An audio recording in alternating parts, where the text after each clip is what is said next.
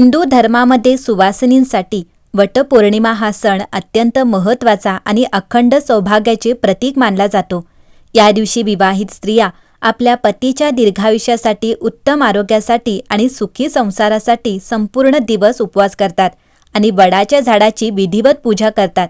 उत्तर भारतात तर वटसावित्री व्रत ज्येष्ठ अमावस्येला पाळले असले तरी गुजरात, महाराष्ट्र आणि दक्षिण भारतातील अनेक भागांमध्ये ज्येष्ठ महिन्याच्या शुक्ल पक्षाच्या पौर्णिमेला वटपौर्णिमेचे व्रत पाळण्याची एक पौराणिक परंपरा आहे।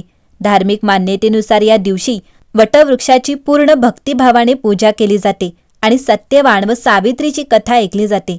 असे म्हटले जाते की हे व्रत अत्यंत फलदायी असून ते पाळल्याने वैवाहिक जीवनातील सर्व अडचणी दूर होतात आणि यमराज पतीला दीर्घायुष्याचा आशीर्वादही देतात। उदय तिथी आणि पंचांगानुसार यंदा वटपौर्णिमेचे व्रत हे 29 जून 2026 सोमवार रोजी पाळले जाईल।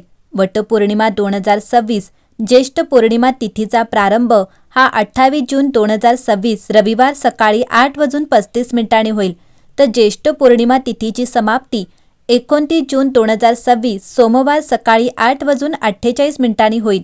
उदय तिथीनुसार ज्येष्ठ पौर्णिमा 29 जून रोजी असल्यामुळे यंदा वटपौर्णिमा सोमवार 29 जून 2026 रोजी साजरी केली जाणार आहे। 29 जून रोजी वटपौर्णिमेची पूजा करण्यासाठी शुभ वेळ सकाळी 8:55 ते 10:40 पर्यंत असेल।